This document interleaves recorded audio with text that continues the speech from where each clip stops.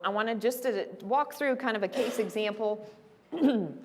This is a 41-year-old female that has 3 children, and so just kind of starting to think through the case conceptualization. This is really a skeleton. This was not all that was involved in this case, but that if I'm faced with this, so if I'm faced with leaving my kids with my husband, if I'm faced with a friend driving my children, I'm faced with my daughter going to school, my kids being in a booster seat versus a car seat, even though they are old enough and large enough to be in a booster seat, changing their child's routine, the son's routine, especially regarding taking the nap, taking kids to public areas such as the library, or getting any new toys. So if they're faced with any of those triggers, then they have the feared thought of something bad will happen to their kids.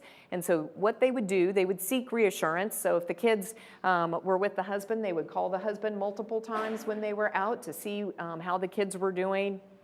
They were emailing the teachers at the school several times a week.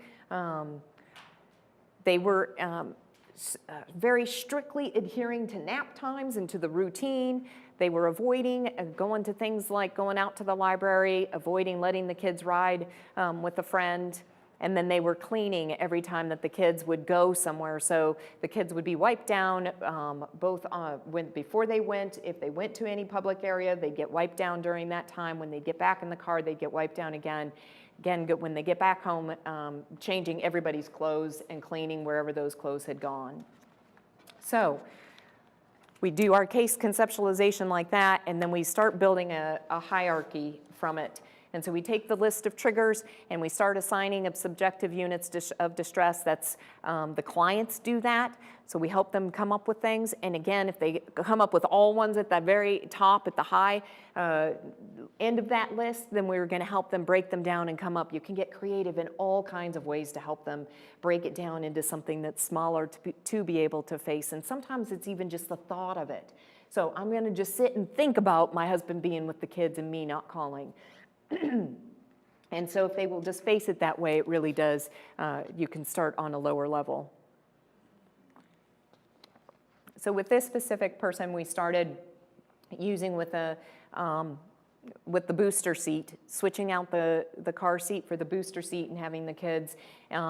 And I just truly love working with people with OCD because you can have such a huge impact in their world, and their life can be dramatically changed. And this specific person tells the story of that because she's worked her way up the hierarchy and facing it, and she tells the story of taking her kids. She came in one day and was telling me about that she took them to the library, and her child was taking one of the little toys and putting it up to her mouth, and she said, I wanted to dive across the room like a crazy person and grab it out of his mouth. And I just was like, and it was just awesome because she said she didn't do it, but it's kind of what the video explains. If we can get people in a mode that we're laughing at the OCD, even in the midst of being terrified, we're going to have more success. So helping clients to really be motivated, to really face it, will be very helpful. So, and Lauren, you're going to be up next talking about our thermometer for us. All right. So there's this thing called the feelings thermometer. It's rating how you're feeling, and in regards to OCD, 0, I'm feeling great, I got this, you're cool. 10, you're out of control. And so rating where you are on the feelings thermometer can help you get a grasp on how you're conceptualizing everything that you're going through, kind of thing. Very good. And this is a great strategy to use with kids because adults don't necessarily need a thermometer. We can identify it a little bit better, but for kids, this is a great strategy. There's all kinds of feeling thermometers out online. Most of them are copyrighted, but you certainly could purchase them. And so we've put this one together just to give you all that example. So when we're doing exposures, go back to, we're exposing either to the thought or to the behavior. So we're going to triggers, we're exposing both to triggers and to obsessions. And so if we're exposing to the thought, so we're facing the fear that I might be gay. that thought keeps running through my mind, and I'm trying to solve it and create and figure out, and it's really disturbing or bothersome to me, then I might make a loop tape that repeats it over and over, or I might write it out, or the fear of germs, that I might have HIV and die. We can expose ourselves to it by doing the loop tape where it plays that same thought over and over and over. We can say it over and over and over, or some clients I've had really benefit from writing it over and over because it helps them to keep from doing mental compulsions. Also behaviors then for exposures, we're either doing an action or stopping an action. And so that can be things like we're doing an action, we're making ourselves touch the doorknob, or we're stopping in an action like we're no longer going to be praying after I drop my kids off at the school. I'm stopping a behavior.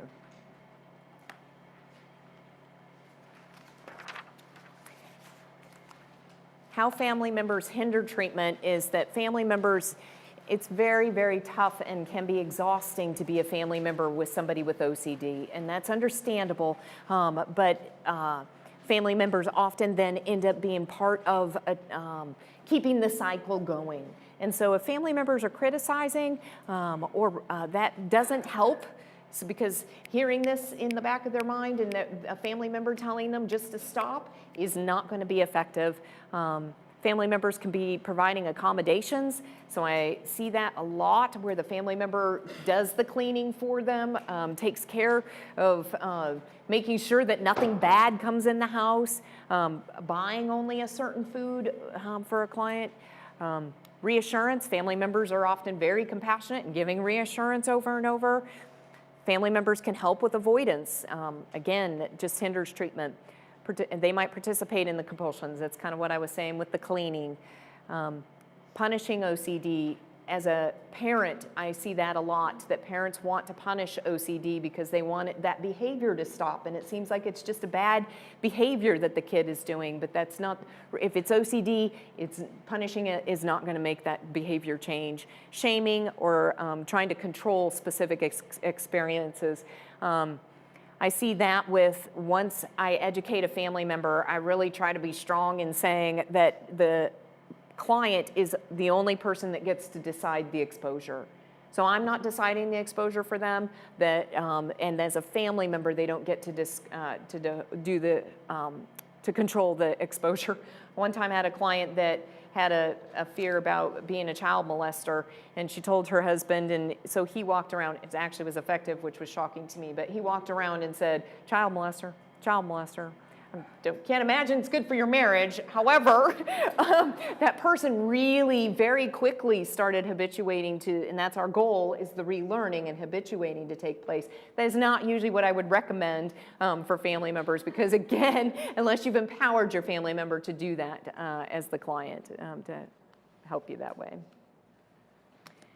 And family members can help with treatment.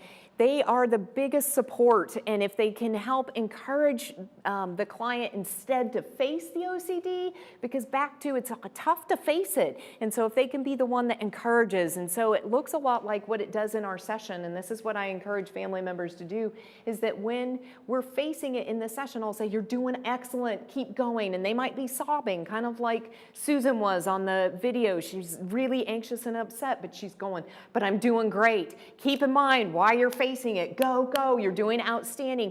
I'm encouraging and reassuring the facing of the OCD. I'm not reassuring the doubt. I'm not trying to overcome or give reassurance about the obsession.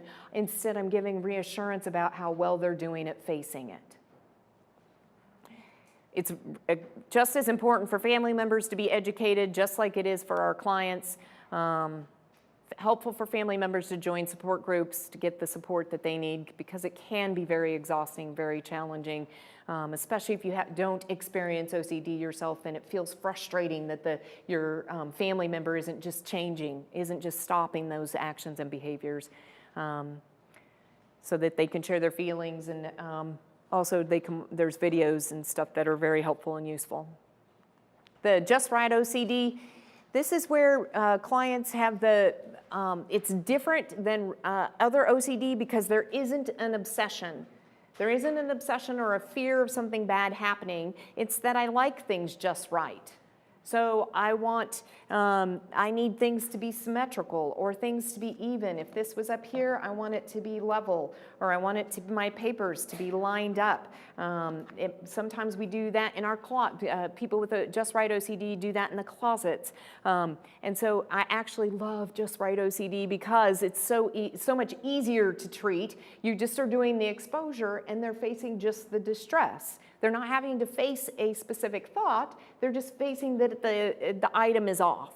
And so I'll have them go home and just mess stuff up in their house, all the things that have to be in the exact right position, or if it's just that you know Just Right OCD when they put their coffee on your coaster and they set it so it fits just right. It fits and it's symmetrical all the way around.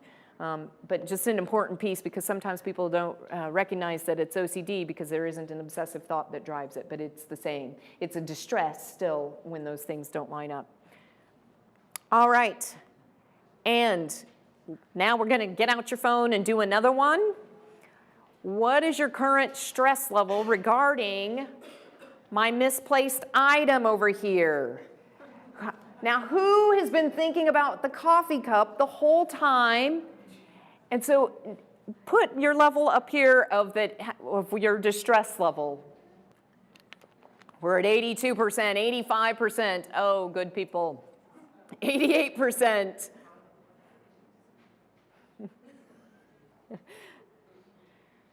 Very, very good. The point of this, I do this all the time in my office. In fact, I sometimes forget to put it back on move it back after the client leaves, and the next one will come in, and if I haven't done it with them, they'll be like, kind of big-eyed, like, what's happened in here? But I often do this. I'll do it usually with the Kleenex box. They'll start to tolerate it, and then I do it with my coffee cup, because I guess I'm mean. And so, but if you see this just is an incredible example that you can use with clients, but it's incredible just even to see it play out even with us here today, of that as we face something that's distressing, our anxiety, our brain starts to learn to not send us that same anxiety.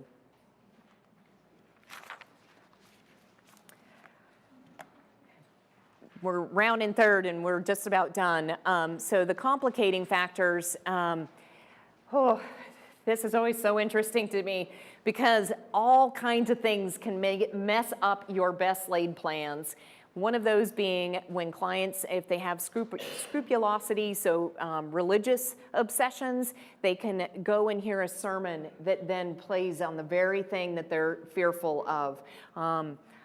It breaks my heart, but I've had more than both handfuls full of clients that have gone and spoke with a religious leader about their OCD, and they've been told that they need to have more faith, or they've been told that they need to renounce something and get it out of their life, or that they're sinning and doing something wrong. And that's just a complicating factor, right? Because that really can make things messy within your treatment. And so you'll have to address that. You have to work with clients with that. Usually, and again, it's kind of messy because we're having to be respectful of their beliefs and faith, and not be placing our value upon them, at the same time having a realistic and understanding of OCD. And so what helps for me is to put it back into our three components: our triggers, our obsessions and compulsions, make the comparisons or make the examples of an area of OCD they don't have, like touching the doorknob, having the fear of germs and wanting to wash, and then I can use the same thing with the religious OCD that helps them to be able to see that that's what's happening. Real life events, boy, I just am shocked at how often this can happen. So kind of some examples of ones. I've had clients that have had obsessions that they might harm their baby, and gone and seen their pediatrician, and they called CPS. Boy, that's just really tough. But those are really good for us to practice. I've had Steve Hawking, his death, his passing has been a real challenge for a lot of my clients, because a lot of my clients have OCD about getting ALS. And so his passing, that's a real life event that then suddenly is starting to interrupt treatment. 2 two others that are real, kind of they make me chuckle, but not really. I had a client that was incredibly fearful of getting a disease, and she's the only person I've ever heard of, but she got fecal contamination from food from a grocery store. And you're just like, and was in the hospital for 3 days. And that happens. When that happens, you have to just start facing it again, and you have to start working, maybe going back to the probability, going back to challenging or reframing our thinking.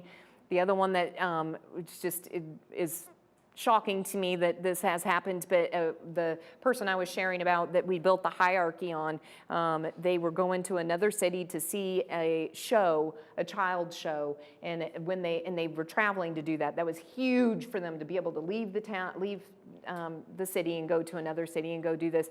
As they were pulling up, there were lights, and if you recall, their obsession is something bad happening to their kids. There's sirens and lights, but they're a block off, and they're like, okay, I can still go. And they pulled up, and the valet, they said that there was an active shooter in the area. And I'm like, oh my gosh. And so, but anyway, we really rejoice and celebrate the accomplishments that clients have made, because I will say all of those clients that I use as examples today have overcome those things, and we use them in therapy, and we were able to move past. But just know, real life events will get in the way of your treatment. Denial of diagnoses, I have not had as great a success. So if a client, that's usually when a parent's bringing them. And so I've had young adults, their parent brings them in and says that they recognize that it's OCD, but the client refuses that it's OCD. Limited insight is always difficult, and so that's one of my very first steps. That's why I think the education piece is so important, because if they are educated, then they really will have increased insight oftentimes. And then accommodating loved ones. So sometimes loved ones, well-meaning, can really get in the way of doing treatment. We have just a couple of other additional resources that'll be on your handouts. And so these are just books off of the International OCD Foundation website. These are some great books to be able to help with treatment for clients, adults with OCD, and another book list for kids. And then there's also a whole new world of apps for treating OCD. And so some of these you have to pay for, and some of these you don't. But they're another great resource. I didn't feel like we probably had time to go into all of those, and so just wanted to list those. Are the apps, are those both children and adults, or is that all children? No, they're both children and adults. Some will be more specific for one or the other. Yeah.